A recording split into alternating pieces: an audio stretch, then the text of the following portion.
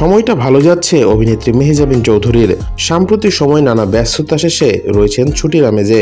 বেশ কয়েকদিন হলো ফ্রান্সের প্যারিসে অবস্থান করছেন অভিনেত্রী। তার সাম্প্রতিক পোস্টগুলোই বলে দেয় এই ছুটি কতটা উপভোগ করছেন মেহজাবিন। পরিচালক আদনান আল রাজীবকে নিয়ে এখন সুখের সংসার মেহজাবিনের।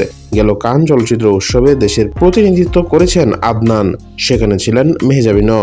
এবার খানিকটা ফ্রি হয়ে আদনানকে নিয়ে প্যারিসের রাস্তায় ঘুরঘুর করে কাটাচ্ছেন মেহজাবিন। কোথাও ঘুরতে বের হলেই একসঙ্গে ফ্রেম বন্দী হন তারা, উপভোগ করেন নিজেদের সেরা মুহূর্তগুলো। তবে এবার প্যারিসের রাস্তায় ফ্রেমবন্দি হলেন শুধু অভিনেত্রী নিজেই। পরনে আকাশি রঙের পোশাকে পোজ দিয়েছেন সেখানকার ঐতিহ্যবাহী ক্যাফে ব্রাসেরির সামনে থেকে।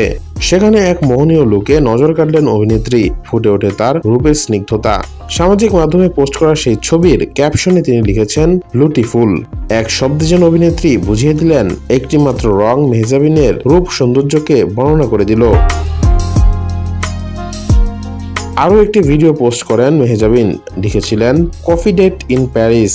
সেখানে দেখা গেছে তাকে স্টাইল নিয়ে কফি উপভোগ করতে, আবার কখনো রেস্টুরেন্টের টেবিলে বসে কিংবা একান্তে হাঁটতে হাঁটতে ফ্রেমবন্দি হয়েছেন অভিনেত্রী। মেহজাবিনের এই ছবিগুলোতে ভক্তদের প্রতিক্রিয়া ছিল ব্যাপক। অসংখ্য মন্তব্য দেখা গেছে, মন্তব্য ঘরে ছড়িয়ে গেছে মুগ্ধতাও।